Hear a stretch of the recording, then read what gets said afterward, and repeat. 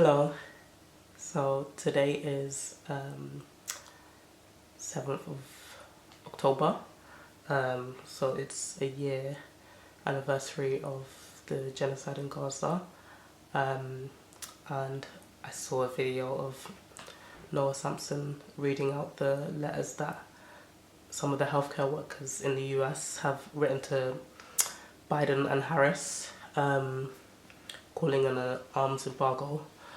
And there's also letters from the UK healthcare workers that have been volunteering in Gaza as well. So I wanted to make a little video just reading out their letters and I personally believe that there's no, reason to think that the IDF doesn't target journalists, healthcare workers,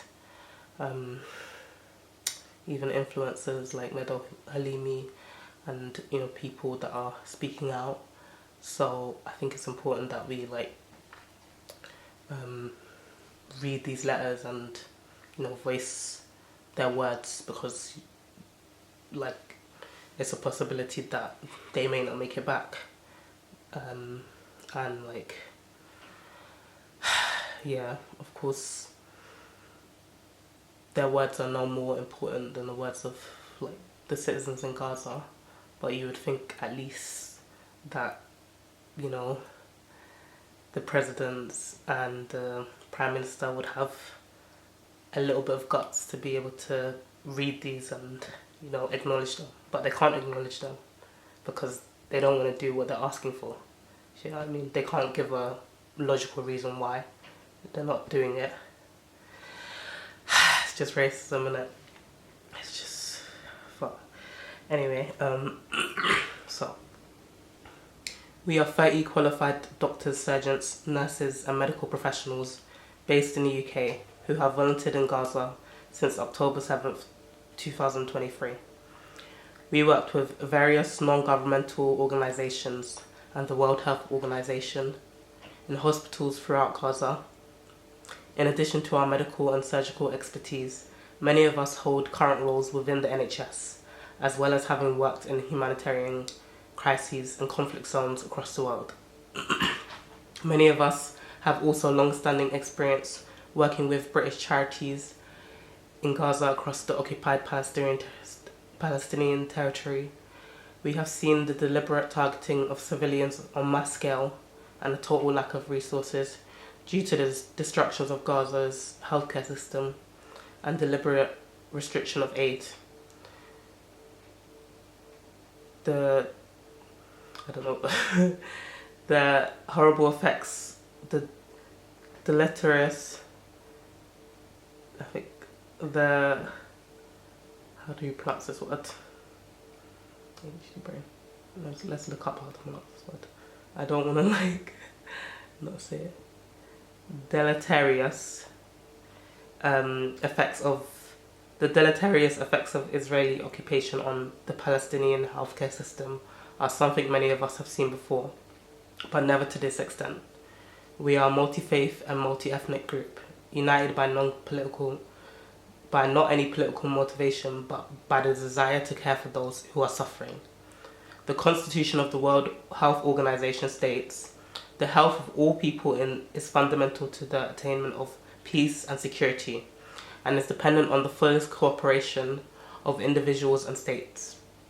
It is in this spirit that we write to you, and it is in this spirit that we realize that we cannot remain silent about what we saw in Gaza. We are among the only neutral observers who have been permitted to enter the Gaza Strip since October 7th, with international journalists being targeted and denied access to Gaza. Our eyewitness experiences have had to serve in place of journalists or investigatory accounts. Given our broad expertise and unique first-hand experience of working in Gaza in recent months, we are uniquely positioned to comment on several matters of importance to our new government, as it considers its methods of engagement with Israel, the OPT, and specifically Gaza, and international actors.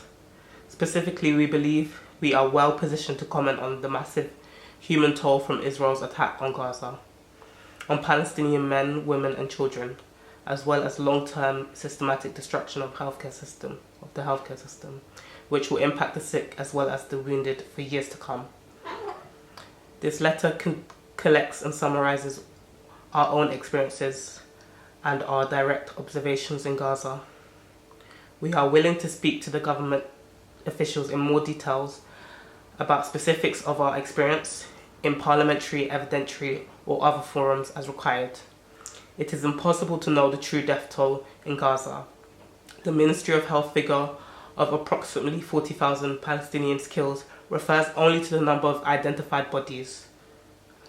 But while working in Gaza, we bore witness to the untold numbers of unidentifiable bodies, many of them truly unidentifiable due to the extent of damage caused.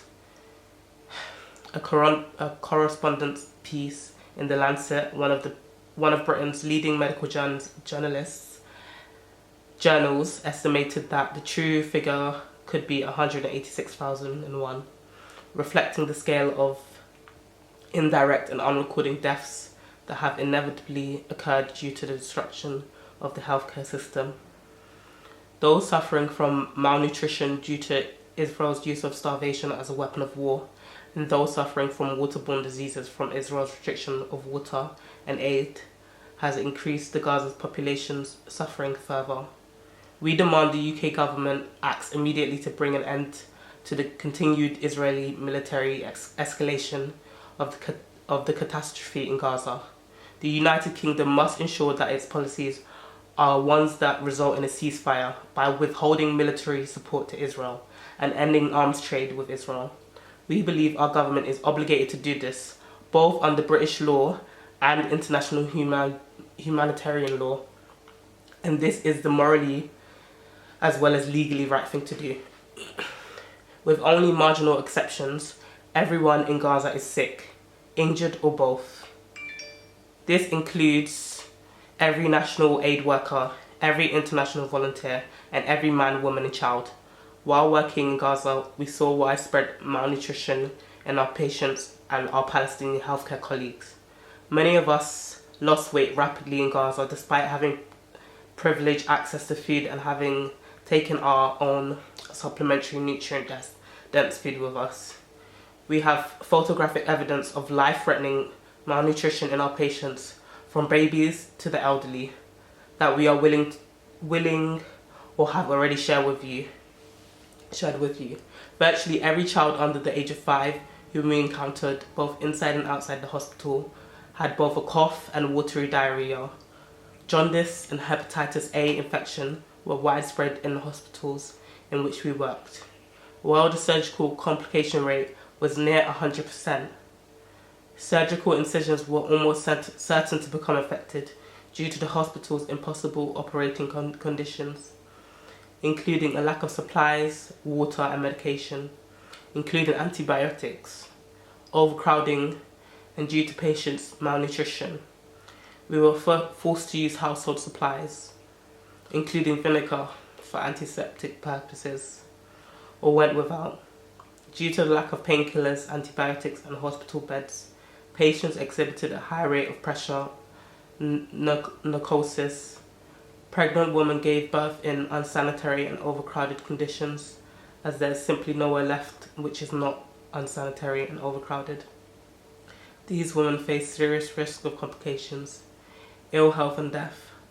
Those of us who worked with pregnant women regularly saw stillbirths and maternal deaths that would be easily preventable in any functioning healthcare system. The rate of infection in C-section incisions was astonishing, and these were often delivered to women going without anesthetic or painkillers. Their infants were born underweight, while mothers are likely to be unable to breastfeed due to malnutrition. Potable water is unavailable across Gaza. Very few babies born survive under these conditions. born under these conditions are likely to survive, and those who do will have their health permanently impaired. We urge you to realize that the epidemics are raging in Gaza. In addition to that, Israel has not stopped bombarding civilians in their tents or displacing the malnourished and sick population of Gaza, approximately half of whom are children, to areas with no running water or even toilets available. This is a horrifying reality. It is virtually guaranteed to result in widespread death from viral and bacterial diarrheal infections, pneumonia, particularly in children under the age of 5. According to the World Health Organization, since 19th of July 2024, porous has now become widespread in wastewater samples in Gaza. We worry that unknown thousands have already died from the lethal combination of malnutrition and disease, and that tens of thousands more will die in the coming months. Many of them will be young children. Many of those who survive contracting polio will face lifelong consequences. We condemn the use of infectious agents and the destruction of healthcare infrastructure as a means of warfare to be responsible for far more death of civilians compared to all combat arms combined. All of us treated children who seem to have been deliberately targeted by military violence. Bullet wounds to children's heads and torsos, and amputations of limbs and eyes of children were commonplace. Facilities serving Gaza's children have been destroyed, including the Al-Raqsi Hospital, Children's Hospital, and the Gaza European Hospital Pediatric Intensive Care Unit. Much of the equipment for both facilities has been damaged during evacuation, and both currently inoperative. The destruction of Gaza's healthcare system capacity has meant that patients with chronic medical conditions such as diabetes or renal failure are forced to occupy increasingly scarce hospital beds, while they are unable to access medicines and equipment such as insulin necessary for treating their conditions.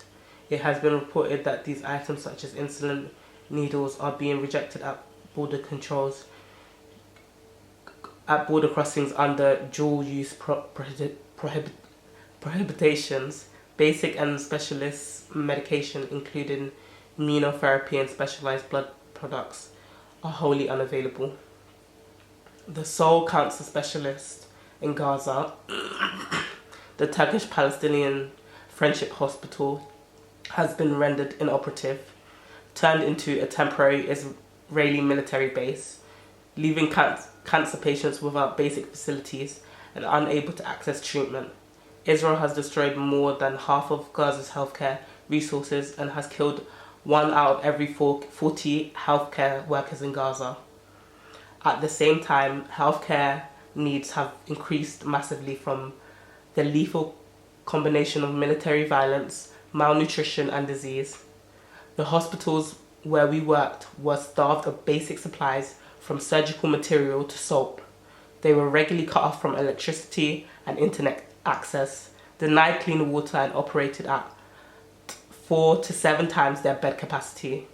Every hospital was overwhelmed beyond the breaking point by displaced persons seeking safety, by the constant stream of patients whose treatment of chronic conditions had been interrupted by the war, by the huge influx of seriously wounded patients who typically arrived in mass casualty events, and by the sick, malnourished seeking medical care. Prime Minister Starmer, Foreign Secretary Lamy, it is difficult for many of us to recount the scenes we witnessed in Gaza. Not least of all in the knowledge that many of the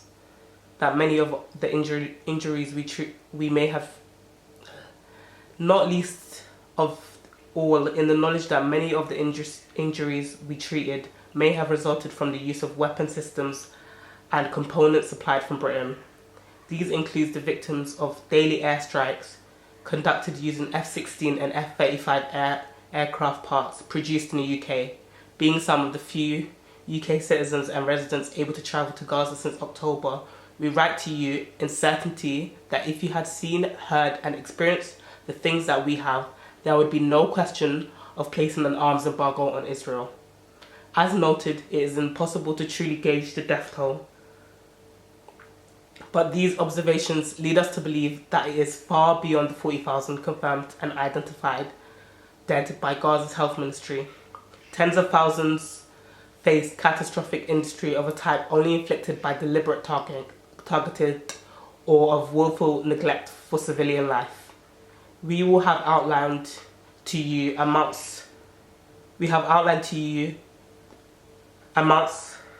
probative evidence of widespread violations of British law, international humanitarian law, the UK government's own rules on arms export, namely strategic export licensing criteria. As we met our healthcare colleagues in Gaza, it is clear that they were malnourished and both physically and mentally devastated.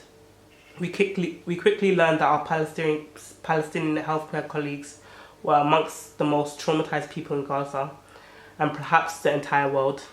Like virtually all people in Gaza, they had lost family members and their homes. Most lived in and around their hospitals, most with hospitals with their surviving families in unimaginable conditions. Although they continued working a grueling schedule, they had not been paid since October 7th. All were acutely aware that their work as healthcare providers had marked them as targets for Israel. This makes a mockery of the protected status hospitals and healthcare providers are granted under the oldest and most widely accepted provisions of international humanitarian law. Amidst raids, bombings, and destruction of Gaza's hospitals, many of the Palestinian healthcare colleagues were kidnapped by Israeli forces. During the detention, which lasted for weeks or months, almost all experts experienced of physical and psychological abuse, mistreatment, including torture and sexual abuse, including being stripped naked and other cruel and inhumane punishments given solely to them for being doctors. When returning to the UK, meanwhile, some of us have faced harassment, including threats of murder and violence, from which we have not been protected by the NHS nor the police. Some of us have also been direct victim of Israeli airstrikes while sleeping in deconflicted safe houses. Some of us were targeted by Israeli artillery. A GBU-32 Mk-83 bomb landed 6 meters from the wall of our accommodation. This resulted in significant damage to the house as well as injuries to the medical team. We urge you to see that Israel has directly targeted and deliberately devastated Gaza's entire healthcare system, and that Israel has targeted our colleagues in Gaza for death, disappearance, and torture. These unconscionable acts are entirely at odds with British law, British values, and international humanitarian law. Prime Minister Starmer and Foreign Secretary Lammy, with your respective extensive legal backgrounds, you must acknowledge the widespread breaches of British and international law that continue to be committed in this conflict. Many of us have met and shared these stories with your colleagues in the Labour Party, but yet we have seen no concrete action to prevent the senseless death occurring day in and day out. The UK government is impending international procedures has gone against its own standards that it has applied in other crises around the world. We sincerely hope that to see these standards replicated in Gaza without hypocrisy, to stop what is being done to innocent Palestinian men, women, and children. Any solution to this problem requires the withholding of military, economic, and diplomatic support from Israel, and participating in a full arms embargo of Israel until a permanent ceasefire is established, and until good faith negotiations between Israel and the Palestinians lead to a permanent resolution of the conflict.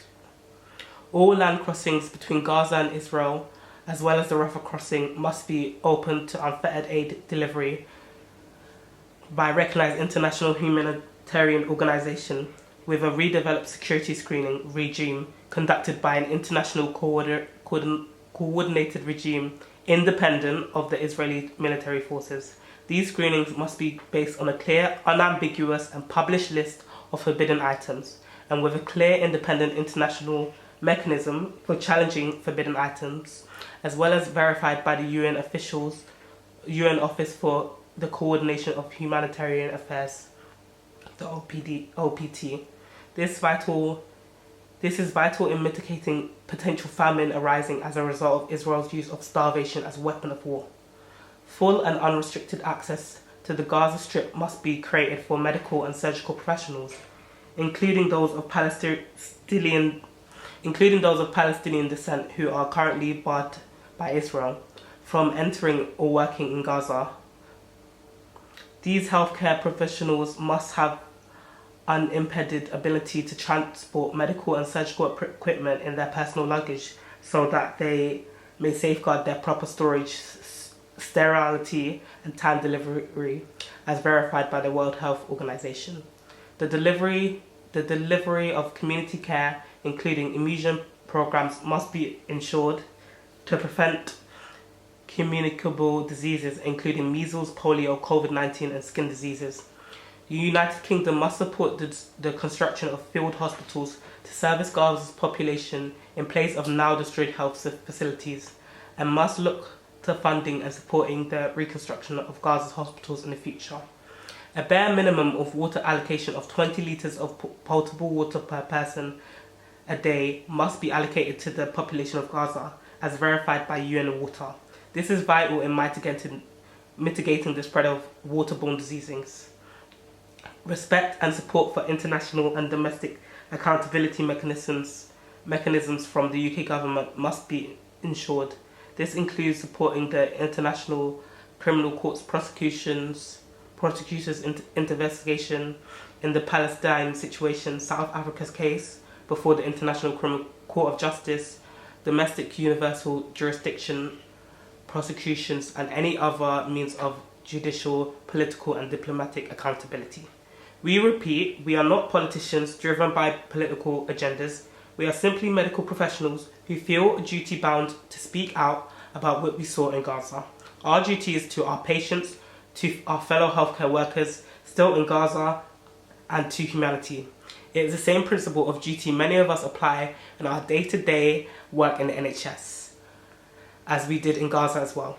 Every day that the United Kingdom continues supplying weapons and munitions to Israel, is another day that Palestinian men, women and children in Gaza are killed and maimed by weapons, including those manufactured in the UK. Prime Minister Starmer and Foreign Secretary Lamy, we urge and implore you to end our role in this unimaginable cruelty now. Yours sincerely, Dr. Mohammed Jahid Sultan, Consurgent Vascular Surgeon, NHS UK, European Gaza Hospital. James Smith, Emergency Medicine Lecturer in Humanitarian Policy and Practice, Sahuda Al-Aqsa Hospital, Al-Masi, Rafah, Al-Aqsa, Nusrat, Al-Aqsa Patient Evacuations from North Gaza, Victoria Rose, Plastic Surgeon, Ideals Charity, Alan Frederick, Dr. Andrew Ferguson, Dr. Omar El Taj, Mahem Al Krasi, Basil Badur, Miss Anna Jani, Miss Kaja Sahan, Constantina, Laila Kardi, Mohammed Al Das, Saimi, Miss Sarah Phillips, Professor Nick Manyard, Dr. Deborah Harrington, Tim Goodruss, Dr. Maran Lang, Dr. Alisa Mariam Kamini, Dr. Rahid Walasa, Mohammed Farouk, Dr. Ahmed Habib, Ibrahim Bohani, Dr. Khalid Dawas, Dr. Ali Hudan, Dr. M. Dr. Sah M. Raham, Professor Gahaz Abdusita, Amir Sabah, Dr. Asma Liman Alzini, Dr. Shahik Yusufuddin, Dr. Sahil Al-Khan. This letter has been supported by the International Center of Justice for Palestinians. The International Center of Justice for Palestinians is an independent organization of lawyers, politicians, and academics who support the rights of Palestinians and aim to protect their rights throughout the law. ICJP is not for profit company registered at Companies House. Thank you guys for listening. My reading's not the best, as you can see, and my nose started getting itchy. But yeah, I encourage you to read these letters for yourself. And yeah, like, make a video about it. Like, we need to spread awareness, and we need to, you know, like, if our politicians aren't gonna acknowledge this, then at least we can.